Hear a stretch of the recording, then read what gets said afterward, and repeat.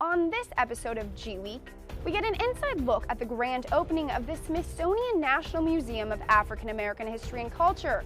Talk to students about how they really feel about the brand new multi-million-dollar dorm district house, and hear from NBA's all-time leading scorer, Kareem Abdul-Jabbar, who shared insights on his newest book at this year's National Book Festival. All this and more on GWeek.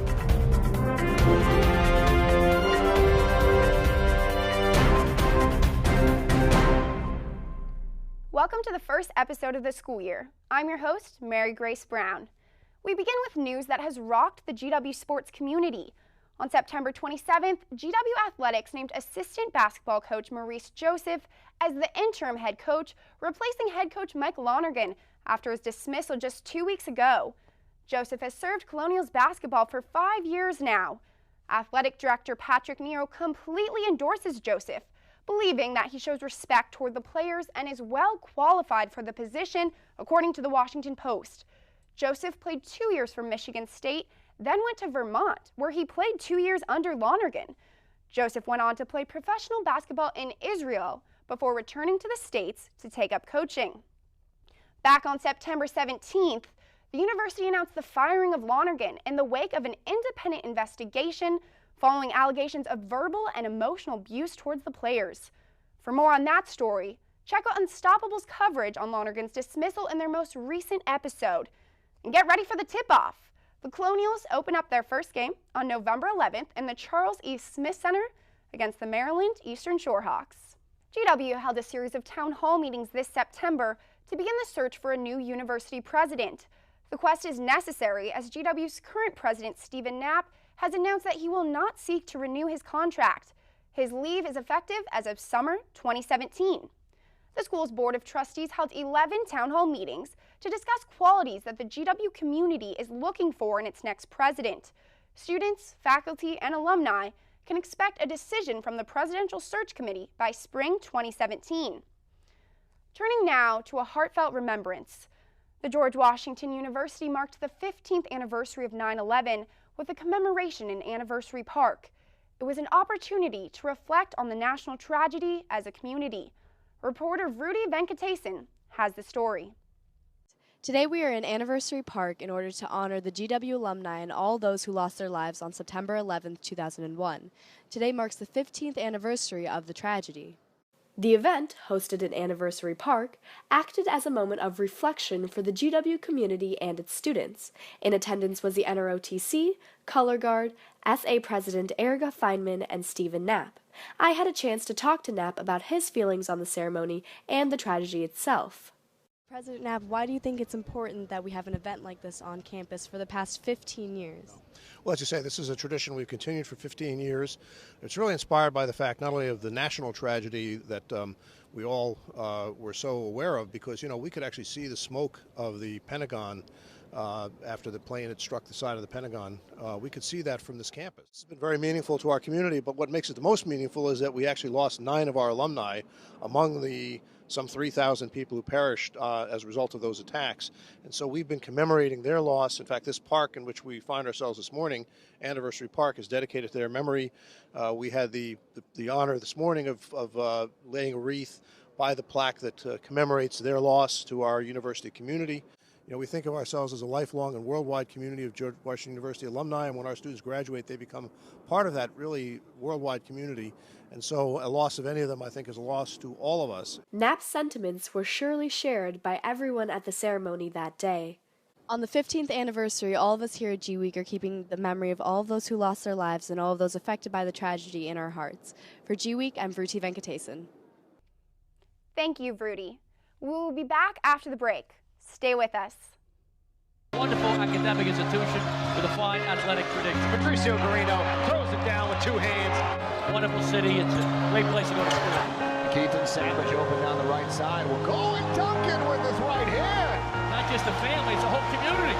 Armwood Duncan with 1.9 seconds left. Armwood, a thunder slam. 81-80 George Washington. A huge victory for the Colonials.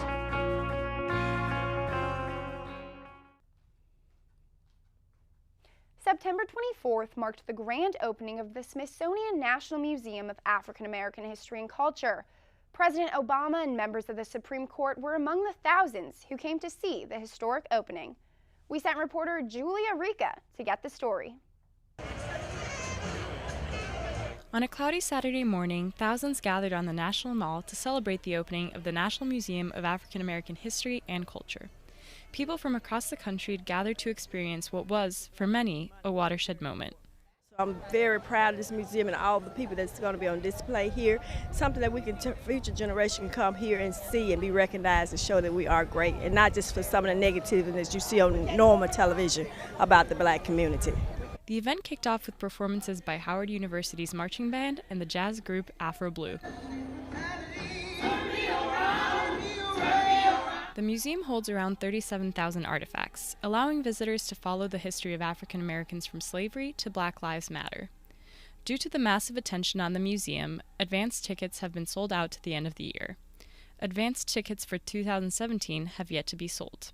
Former President George W. Bush, who signed into law the bill approving the museum, spoke at the event, along with U.S. Representative John Lewis, who first introduced legislation authorizing the creation of a museum and spent 15 years fighting for enactment of the law. There was some who said it couldn't happen, who said you can't do it, but we did it, we did it.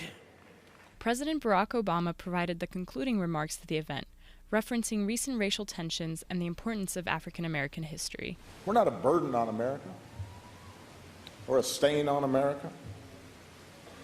We're an object of pity or charity for America. We're America. 99-year-old Ruth Bonner, whose father was born into slavery, rang a bell from one of the oldest black churches in America, marking the opening of the museum. This is Julia Rica reporting for GWeek. Thanks, Julia. Hispanic Heritage Month is September 15th to October 15th. Predominantly celebrated in the United States, Canada, and Latin America, Hispanic Heritage Month spans the anniversaries of the independence of 5 Latin American countries. This month recognizes the important contributions that Hispanic and Latin Americans have made to the United States as well. Many events are being held at GW throughout the month to celebrate Latino heritage, such as Latinas of Excellence and the Latin American Film Series. The Library of Congress hosted the 16th Annual National Book Festival at the Walter E. Washington Convention Center on Saturday, September 24th. The festival hosted over 120 authors, including NBA's all-time leading scorer turned author, Kareem Abdul-Jabbar. GWeek reporter Samantha Cookenham got the behind-the-scenes look. People from all over the country came for this unique experience. The Director of Communications for the Library of Congress, Gail Osterberg, reflected on the success of the event. It's a great opportunity to celebrate books, to connect people with their favorite authors, and to also hopefully introduce them to some new favorite authors. NBA star and former player for the Los Angeles Lakers and Milwaukee Bucks, Kareem Abdul-Jabbar, took the stage to talk about his new book, which encourages others to talk to each other and not past each other. I never thought I'd end up where I am right now. When I was a child, I just enjoyed reading and writing, and I thought that would just be a hobby of mine. It was the first national festival for the 14th Librarian of Congress, Carla Hayden. She is the first woman and African American to hold this position. I promise you, you're on a journey at the book festival today. Other authors, such as Shonda Rhimes, a television writer and producer, and Patty Hinich, a former White House chef, used the festival to promote their books. I hope you enjoyed our exclusive interviews with some of the authors at the National Library of Congress Book Festival. I'm reporter Samantha Cookenham for GWeek. Thanks, Samantha. For more exclusive interviews with authors at the book festival, check out our website at www.gw-tv.com. We will be back with more headlines after the break.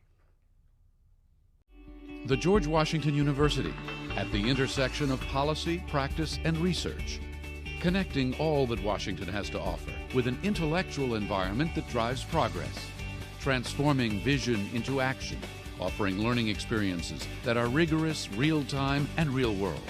In a city shaping the future, George Washington is a place where faculty and students don't just study the world, they work to change it. And now for the headlines.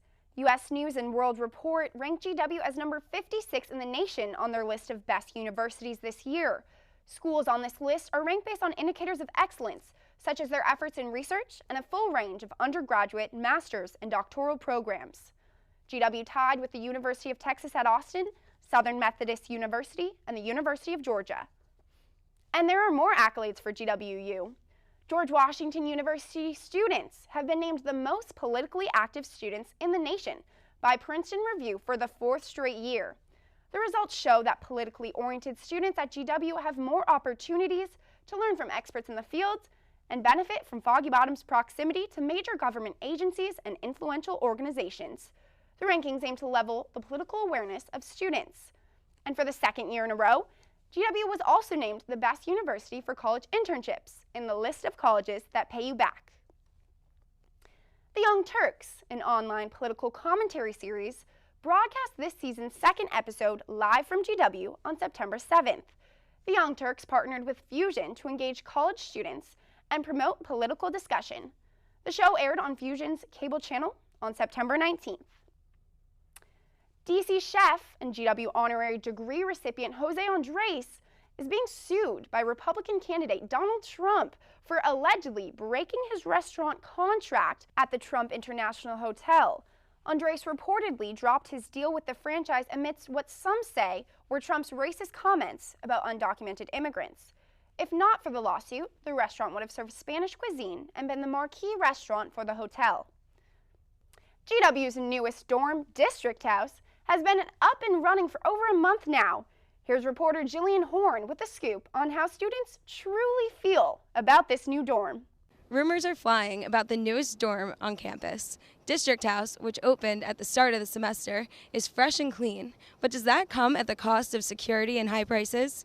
We took it to the streets to see how GW students feel about the new dorm. I like District House a lot, just knowing that you can live in a place where all the appliances have never been touched before and all the equipment and all the facilities are new. It's pretty nice. I like it. It's really nice. There's obviously a few bits that are struggling to get going, the new building, the restaurants, and the basement, obviously, but it's pretty nice so far. I'm enjoying it. Since the place is still under construction, clearly there are a lot of projects going around, so sometimes in the early morning I'll wake up to the sound of construction and drilling, and that can be pretty annoying. It looks very clean, so like initially when we moved in, it kind of felt like we were living in a hospital or something, but when you look at like the other buildings that may not be as nice, like you realize that it's just a nice perk that it's clean.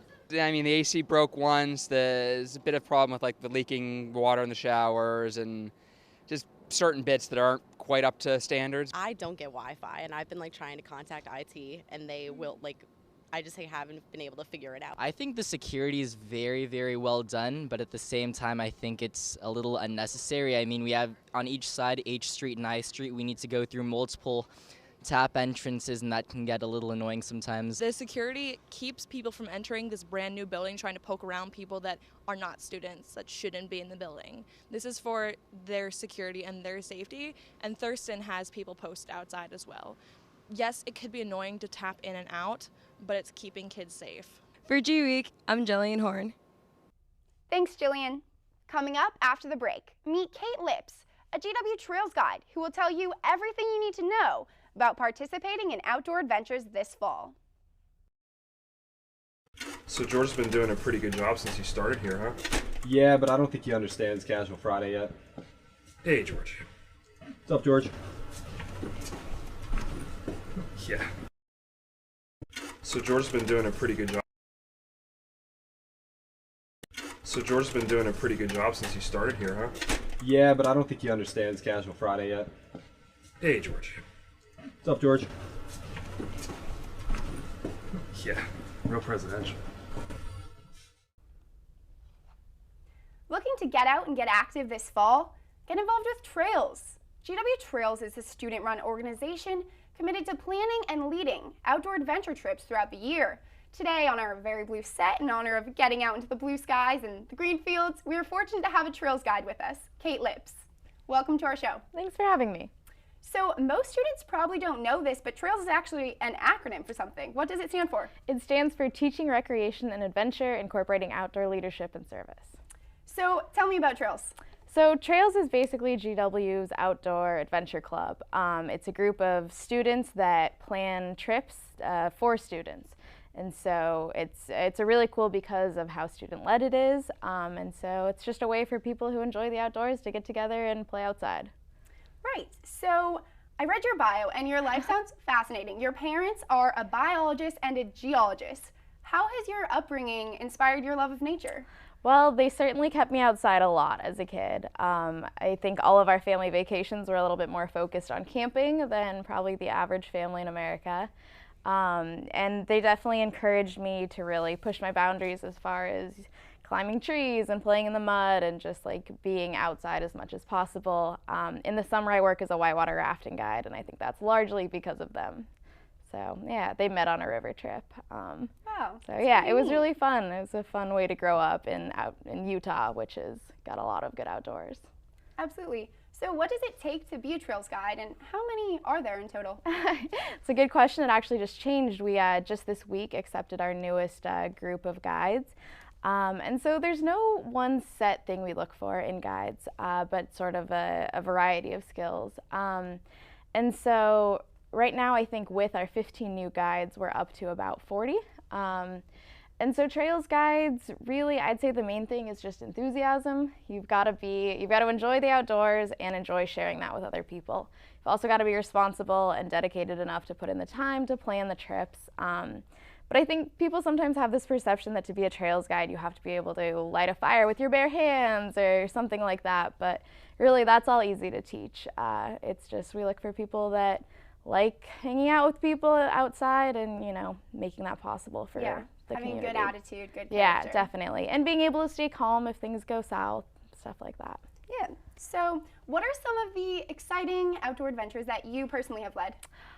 So I'm a senior, so I've actually led quite a few trips. Just 2 weeks ago, I led a whitewater rafting trip in Pennsylvania. I also, one of my favorite things to do is at the beginning of the school year, we do adventure bounds, which are these week-long freshman orientation trips in the outdoors. And so we do backpacking trips on the Appalachian Trail. We also do rafting and a backpacking trip at Virginia Beach, which I led in this August, so that was great.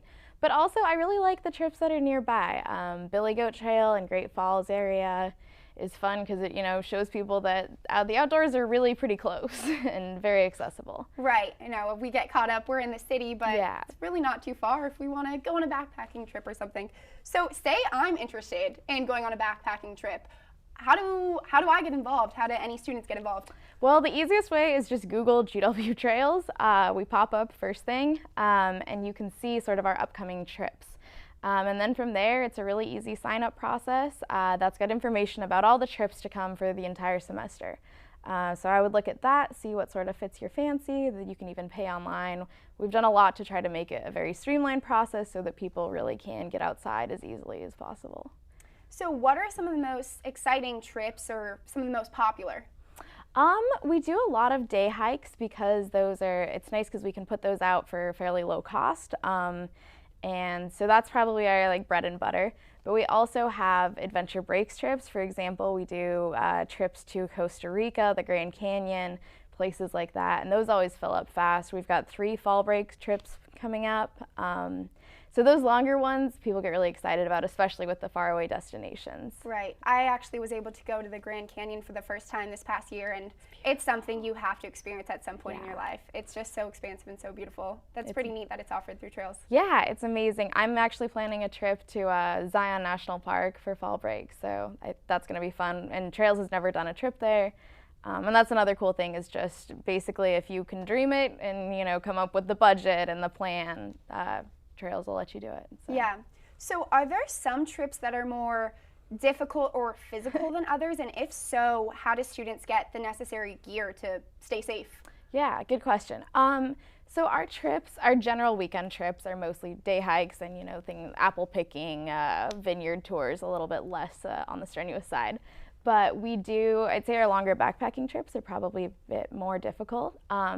And the cool thing about trails, though, is if you do a trip through us, we will provide all of the gear you need. We have a gear, budget that every year we try to figure out what gear people need and make sure we have that to provide. So if you're going on a trip, we will let you know what gear you need, and if you don't have it, we'll provide it. And even if you wanted to plan like a camping trip on your own, we'd rent the gear out to you too. So we would just, any way we can get people outside. So lots of opportunities. So say our viewers watching want to get involved right away. What are the events coming up in October? October's big for trails, very exciting. We've got an apple picking trip, a pumpkin picking trip, a bunch of hikes, day hikes all over the area.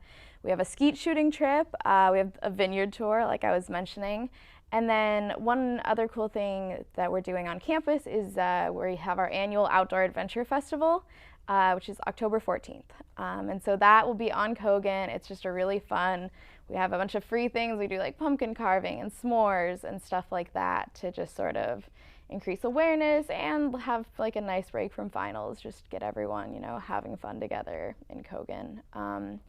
And then we've got more trips throughout the rest of the semester. We do a trip pretty much every weekend. And all right. This weekend we have 6, so. Yeah, so lots of options. So what is your favorite part overall of being involved in trails? I'm just the people, I would say. The people that I guide with. The trails guides are awesome, but also just the general community of, there's a lot of people at GW that really like the outdoors, and I don't think that's always, something we talk about or know. And so I've met incredible people from going on these trips that I still stay in touch with. We're actually about to launch this program called Grassroots, which is a little bit more of like a membership-based trails type thing, where we're going to have more like events, movie screenings and stuff like that on campus for people who maybe don't have the time to commit to being a guide but want to like stay involved and do a lot with trails. So. Right. Yeah. All right, well, thank you so much for coming on our show today. Thank you. So if you're interested in upcoming Trails events, check out the GW Center for Student Engagement website for more information. We'll be right back after this break. Stay with us. It's on us. To stand up to those who tell us it's not our business. To tell our friends if what they're doing is wrong. It's on us. To do something, anything, to keep an assault from happening. To be more than a bystander. To create an environment where women feel and are safe. It's on us. To change the way we talk about women. To be part of the solution, not part of the problem. It's on us. To say something when our friends are being stupid. To hold our friends accountable for their actions. It's on us. To look out for someone who's had too much to drink. To step in if a friend is doing something that could lead to sexual assault. It's on us. To not give our friends a pass. To never blame the victim. To stop a sexual assault any way we can. I am a member of the George Washington University community, and it's on us to end sexual violence. GW's new on-campus food pantry opened its doors on October 1st in the basement of District House. The food pantry, named The Store, hopes to combat food insecurity, a major problem on college campuses. The store allows students to remain anonymous by using bags from local retailers, such as Whole Foods. The Capital Area Food Bank resupplies the shelves of the pantry on a bi-weekly basis. GW joins 300 other universities around the country, including Georgetown and the University of Maryland, in the fight to lower the number of students experiencing food insecurity. DC Fashion Week was held in late September and featured some trendy styles. Our reporter went to cover the Student Showcase event. Here's Coralie Barreau with the fashionable details. We're here at Dirty Martini in DuPont Circle for the 5th annual DC Fashion Week. Tonight's show is extremely special as it showcases college student designs from all over the DMV area. This year's Industry Networking Party brought designers, models, and bloggers from all over the DMV area together. The Next Gen Designer Fashion Show showcased designs by university students. First-time attendee Nikki Hendricks was one of the several featured designers. Nikki, what was your inspiration for today's design?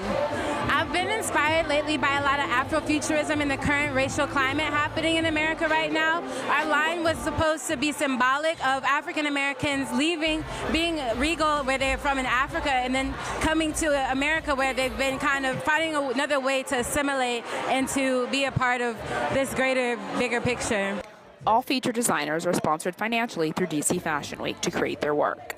Up-and-coming designer Gio used this opportunity for exposure in a smaller fashion community. What makes DC Fashion Week different will probably be, well, one, it's very local. Like, all other fashion shows I see are like very, how can I say it, like exclusive, but DC Fashion Week is like very local, and I feel like that's a good thing because it let local people get exposure versus being very exclusive. The sold-out event concluded with an after-party with a lot of dancing, photo and business opportunities, and of course, fashion.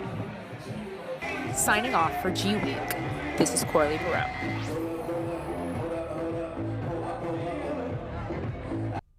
Thanks, Coralie. On September 17th, the annual H Street Festival took place in Northeast DC. The festival, open to all ages, showcased the unique qualities of the vibrant Washington, D.C. community. This year, there were more than 500 artists and music performances featuring some of the best regional performances in rap, R&B, jazz, and rock and roll. That brings us to the end of our show. Until next time, make sure to check out GWTV on our website at www.gw-tv.com. Thanks for tuning in, GW. We'll be seeing you around campus.